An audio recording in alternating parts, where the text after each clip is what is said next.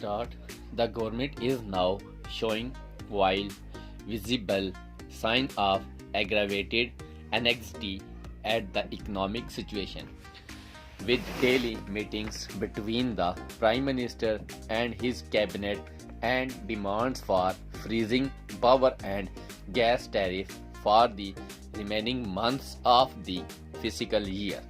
In addition, attention is also being paid to food price hikes with law enforcement action ordered against alleged hoarders.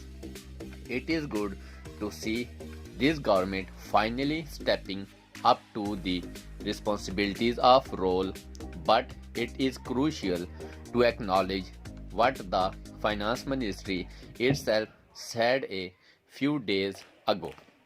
The path of macroeconomic adjustment is rarely easy, but it must be walked in the absence of credible alternatives. The ministry warned that it is imperative to continue with the adjustment.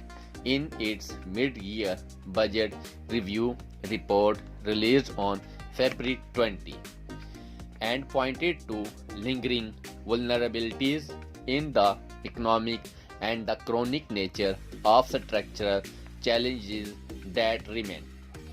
The words are strong and they point in the opposite direction from the one the government seems to be taking these days.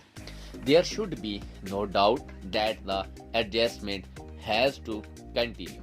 The economic has shown some encouraging signs, or perhaps more specifically, it should be pointed out that government finances and the foreign exchange reserve situation have shown improvement.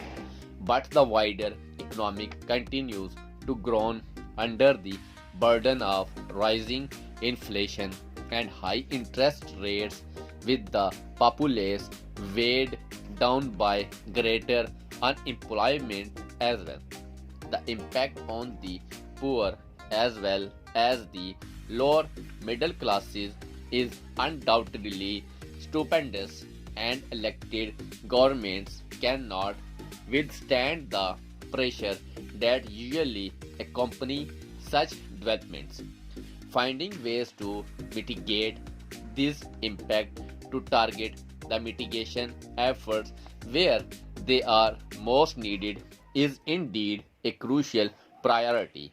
But abandoning the adjustment at this stage, when the first fruit of the sacrifices made along the way in the form of rising reserves and a meager but undeniable surplus in the primary balance have begun to emerge, would be near suicidal.